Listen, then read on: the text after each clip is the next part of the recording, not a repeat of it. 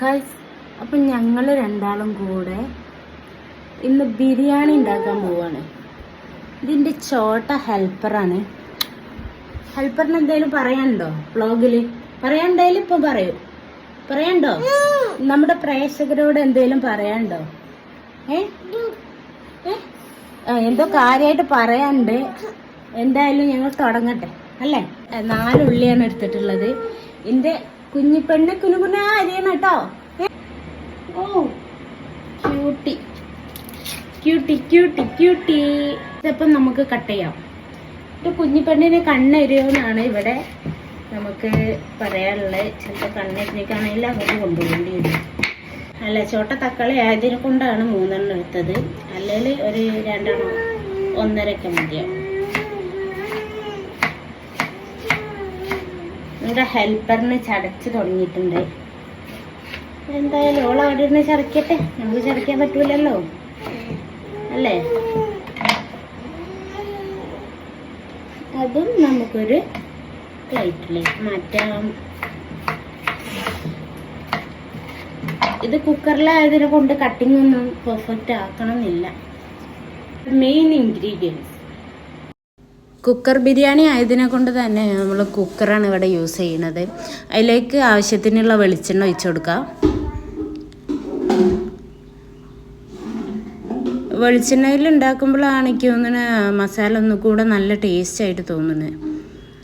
ഓരോരുത്തർക്കും ഓരോ ഇഷ്ടമാണ്. ഓയിൽ വേണമെങ്കിലും ഓയിലും യൂസ് ചെയ്യാം. ഇവിടെ നമ്മൾ തക്കാളി, ഉള്ളി, ഇഞ്ചി, വെളുത്തുള്ളി, അതുപോലെ പച്ചമുളക് അരച്ചെടുത്തിട്ടുള്ളതാണ്. അത് അതിലേക്ക് ആഡാക്കിയതിൻ്റെ ശേഷം നമ്മൾ ചിക്കനും കൂടെ ആഡാക്കി കൊടുക്കുന്നുണ്ട്. അത് നമ്മുടെ മെയിനായിട്ടുള്ള ആളിവിടെ കരയുണ്ട് കേട്ടോ. അസിസ്റ്റൻ്റ് ഭയങ്കര കരച്ചിലാണ്. അപ്പോൾ അതിലേക്ക് മസാലപ്പൊടികളായ മഞ്ഞൾപ്പൊടി, അതുപോലെ ഗരം മസാല, വലിയ ജീരകം കൂടെ ഞാൻ ചേർത്തിട്ടുണ്ട് കേട്ടോ. ഇതിലേക്ക് 2 ടേബിൾ സ്പൂണ് മല്ലിപ്പൊടിയും ചേർത്ത് കൊടുക്കുക. ഉപ്പ് ആഡാക്കി കൊടുക്കുക. നമ്മുടെ മെയിൻ ഇൻഗ്രീഡിയൻ്റ് ആണ് വിനെഗർ. ഇത് ഇതിലേക്ക് യൂസ് ചെയ്യുമ്പോഴാണ് അധികം ടേസ്റ്റ് വരിക കേട്ടോ. നിങ്ങൾ എന്തായാലും ഇങ്ങനെ ഒന്ന് ഉണ്ടാക്കി നോക്കുക. നല്ല ടേസ്റ്റിയാണ്. മസാലയിൽ നമ്മളിപ്പോൾ കാര്യമായിട്ടൊന്നും ചേർത്തിട്ടില്ല. ഈ വിനെഗറാണ് പുളിക്കും വേണ്ടി നമ്മളിവിടെ ആഡാക്കി കൊടുക്കുന്നത്.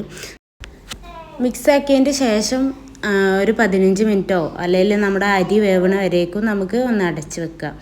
അതിന് ശേഷം നമ്മൾ അരിക്കുള്ള 2 ഗ്ലാസ് അരിയാണ്. അപ്പോൾ 4 ഗ്ലാസ് വെള്ളം എടുത്തിട്ട് അതിലേക്ക് ആവശ്യമായിട്ടുള്ള ഓയിലും ഗ്രാമ്പൂ, പട്ട, ഏലക്ക, അതുപോലെ ലീഫ് ഒക്കെ നമ്മൾ ചേർത്ത് കൊടുത്തിട്ടുണ്ട്. ഇത് നന്നായി തിളച്ച് വരുമ്പോൾ ഉപ്പ് ആഡാക്കുക കേട്ടോ. അരിക്ക് ആവശ്യമായിട്ടുള്ള ഉപ്പ് ആഡാക്കുക. ഇത് നന്നായി തിളച്ച് വരുമ്പോൾ അരി ഇട്ടതിന് ശേഷം ഒരു 1/2 വേവിൽ നമുക്ക് ഇതെടുക്കണം. അരി 1/2 വേവ് മാത്രം മതി, വേവ് ഏറി പോകരുത്.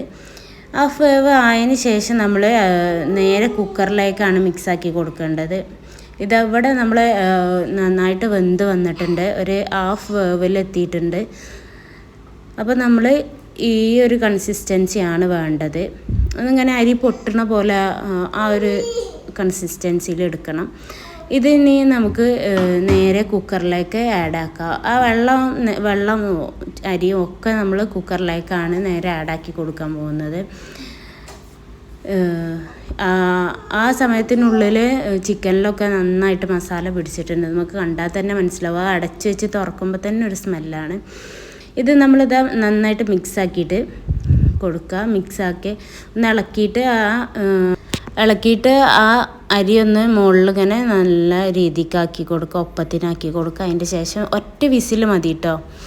ഒറ്റ വിസിലിൽ തന്നെ നമുക്ക് പെട്ടെന്ന് ബിരിയാണി തയ്യാറായി കിട്ടും. ഇവിടെ നമ്മുടെ ബിരിയാണി റെഡി ആയിട്ടുണ്ട്. നല്ല ടേസ്റ്റിയാണ് കേട്ടോ. പെട്ടെന്ന് നമുക്ക് ഉണ്ടാക്കിയെടുക്കാം.